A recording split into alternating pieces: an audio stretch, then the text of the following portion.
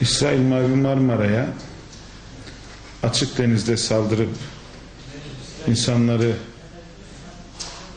şehit ettiği zaman, şehit olmasına vesile olduğu zaman tabi bütün dünya ayağa kalktı. İsrail kendi gücüne gerçekten güveniyordu, şımarıktı. Ve dünyanın güçlerini, halkları kendi yanında bulacağına inandı. Fakat Mavi Marmara'nın haklılığı o kadar netti, o kadar netti ki insanlar Mavi Marmara'nın ortaya koymak olduğu istediği hedefleri anladılar. İsrail tabi bunu algılayamadı. Çünkü kibirliydi. Bütün dünyayı kendisine hizmet ediyor, kabul ediyordu. Algılama sorunu oldu İsrail'in. Zaten İsrail aslında, herkes İsrail'i çok akıllı ve zeki zanneder ama ben her zaman söylemişim, İsrail'de bir zeka sorunu var. Siyonistlerde bir zeka sorunu var. Siyonistler kendi işgal ettikleri Filistin'de kurmuş olduğu sözde devleti yine kendi akılsızlıkları yüzünden batıracaklar diye her zaman ifade ediyoruz. Mavi Marmara ile birlikte bunu yaptı. Ve 3 yıl boyunca özür dilememek için direndi. Aslında doğrusu özür dilememesi bizim dişimize geliyordu kurum olarak. Onu da söylemeyi burada açık yüreklilikle ifade edeyim. Yani biz Türkiye ile İsrail'in ilişkilerinin hiçbir zaman normalleşmesi taraftarı değiliz. İsrail eli kanlı. Sadece Filistin'de değil, dünyanın her tarafında birçok masum ve mazlum insanın yok edilmesine sebep oluyor. Yani katillerle hangi ilişkiyi normalleştireceksiniz? Fakat İsrail öyle yalnızlaştı ki bir tarafta en büyük müttefiki olan Mısır'ı kaybetti.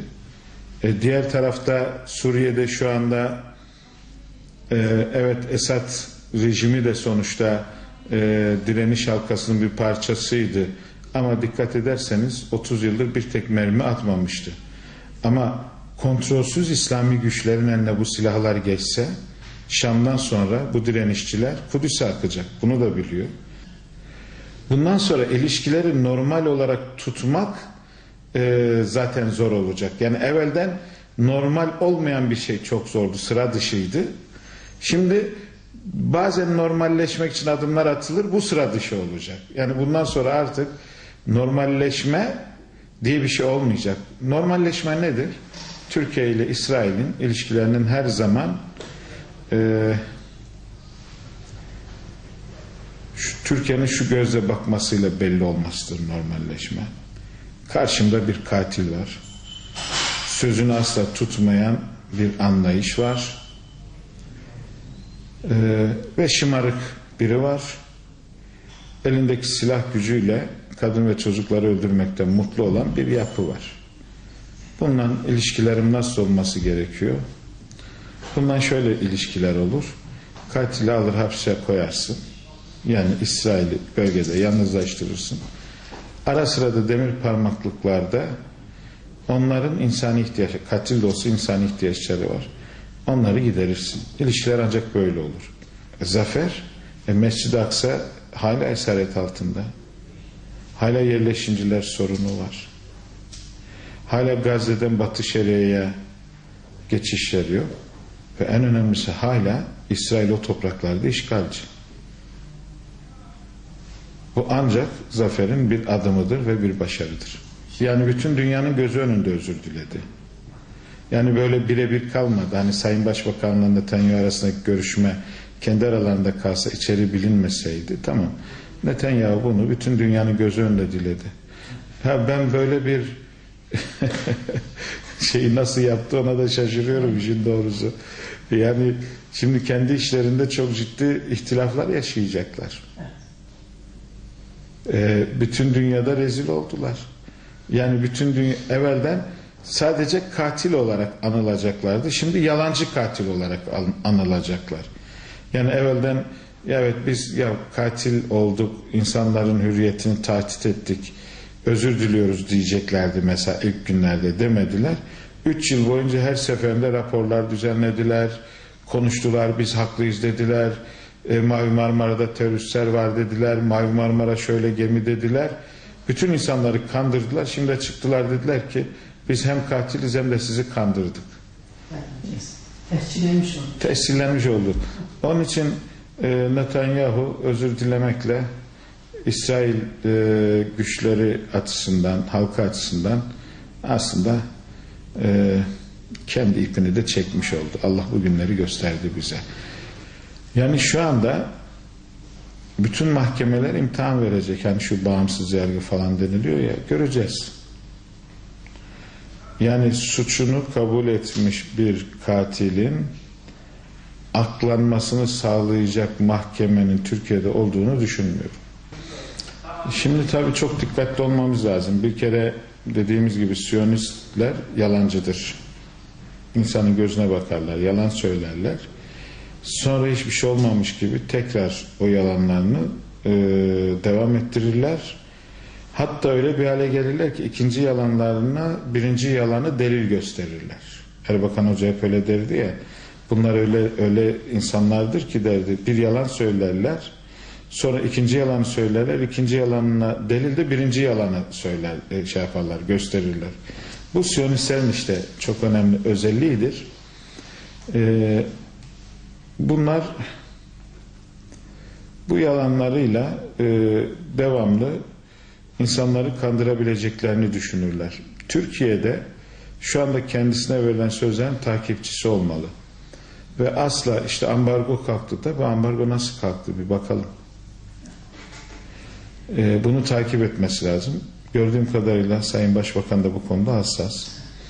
Mesela bu son Gazze saldırısı sırasında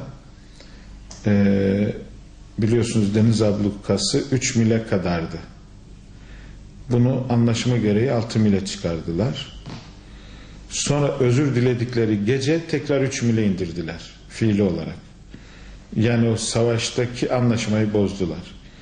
Şimdi onu tekrar 6 mile çıkardıkları zaman diyecekler ki bakın biz size verdiğimiz sözü yerine getirdik. Adamlar böyle. Bir de kendilerini zeki zannediyorlar. Kırkayaklar. Yani bu nasıl bir zeka? Bunu herkes anlıyor artık. Yalanları böyle yüzlerine vuruluyor. Onun için biz bu konuda İsrail'e asla güvenmeyiz.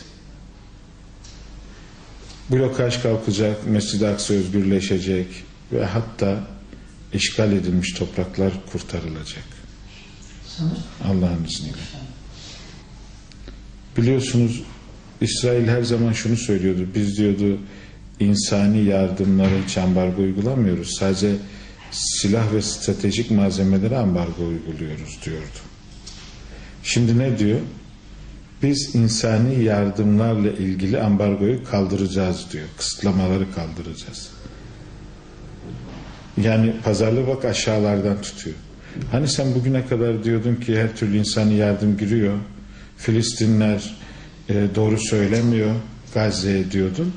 Şimdi de diyorsun ki biz insani yardımları üzerine kısıtlamaları kaldıracağız. Yani böyle 12'den diyor ki tam 12'den ben yalancıyım. Mavi Marmara yola çıktığı gün hedefine ulaşmıştı aslında. Yani limandan ayrıldığı gün. Yani kartondan görünen, büyük düşman olarak görünen, güçlü görünen İsrail'e limandan ayrıldığımız gün kral çıplaktır demeye gidiyoruz diye yola çıktığımız gün İsrail kaybetti ve Mavi Marmara hedefine ulaştı. Şehitlerle beraber de zaten bütün dünyadaki İsrail algısını yıktı. Asla geri adım yok ve Mavi Marmara inşallah sonun başlangıcıdır.